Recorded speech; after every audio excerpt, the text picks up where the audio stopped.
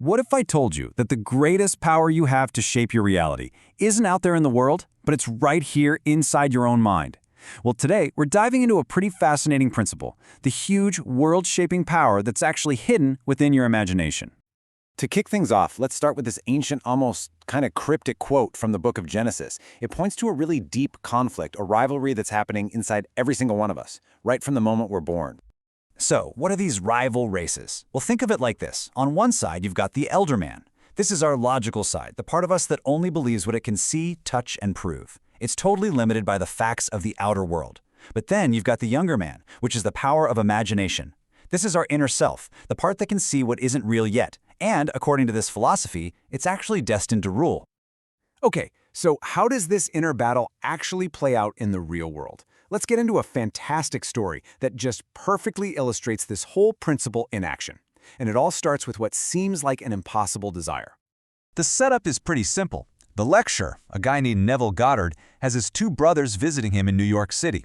They're trying to see all the shows they can, but there's one thing they really want to see: the spectacular new production of the opera, Aida. And that one problem? Yeah, it was a big one. The show was completely, totally sold out. Every newspaper ad, every single sign plastered on the Metropolitan Opera House was screaming this one fact. So for the elder man, the guy who relies on his senses, this was a dead end. The evidence was clear. Game over.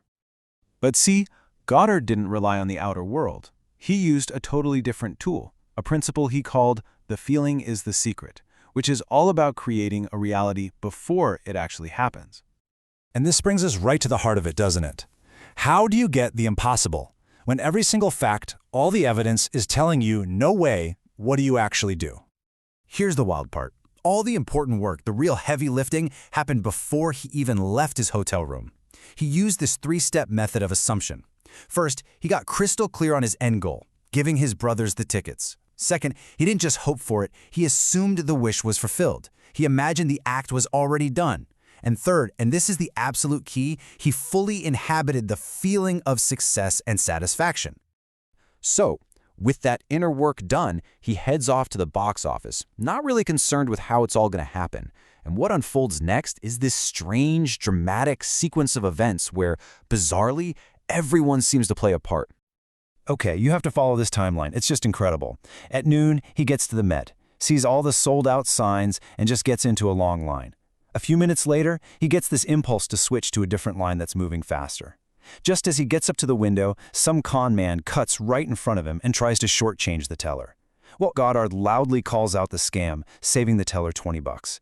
And in that moment, out of sheer gratitude, the teller turns to him and sells him 2 impossible VIP seats that had been held back.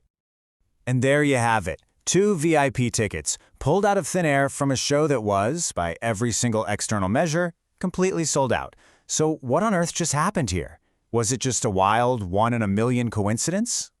Well, to understand it, we have to introduce this idea of a state. A state isn't who you are fundamentally, it's more like an attitude of mind, a collection of beliefs you're temporarily living in. So the idea is that the con man wasn't just a thief by nature.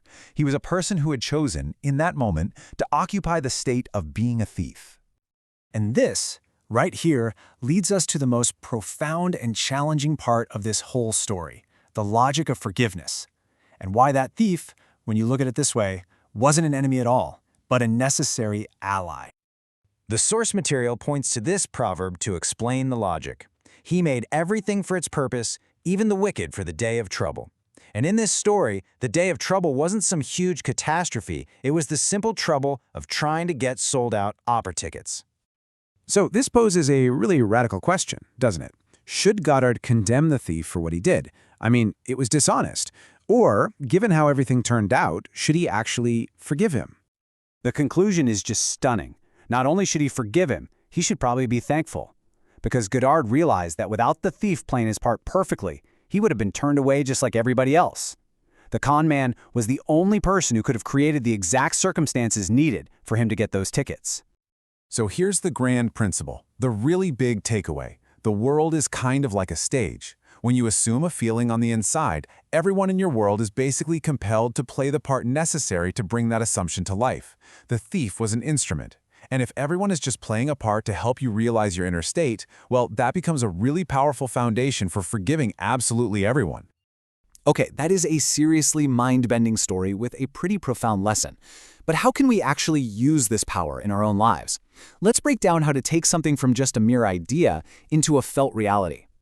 Here is the most important distinction you can make. A simple idea, a wish, a concept. By itself, it's pretty much powerless. It doesn't do anything.